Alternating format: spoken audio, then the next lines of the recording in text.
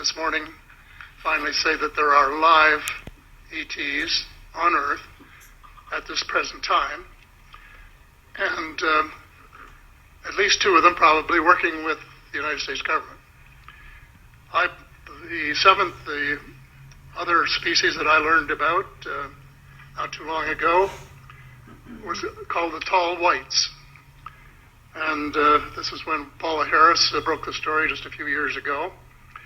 And through her good offices, I had the chance to talk for about 3 hours with former Airman Charles Hall and listen to this absolutely fascinating story of how he was working with, first of all, he was scared out of his skin, but after that, when he got to know them, how he was working with, and finally they became to trust each other and have a good working relationship with the tall whites at the gunnery range at Indian Springs in Nevada.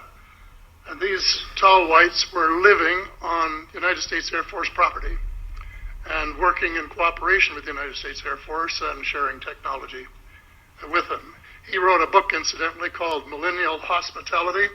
There are 4 different versions, but Paula says that Millennial Hospitality number 2 is the best. I think that's the one I read, and it's a very interesting read if you want to sort of get inside the problem of what it's like to bump into these people floating across the terrain in the desert.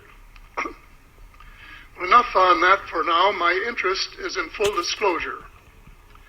And my only caveat is I think probably I would say 95 to 98% full disclosure. I know of 1 or 2 things that I'm not sure should be in the public domain, at least yet.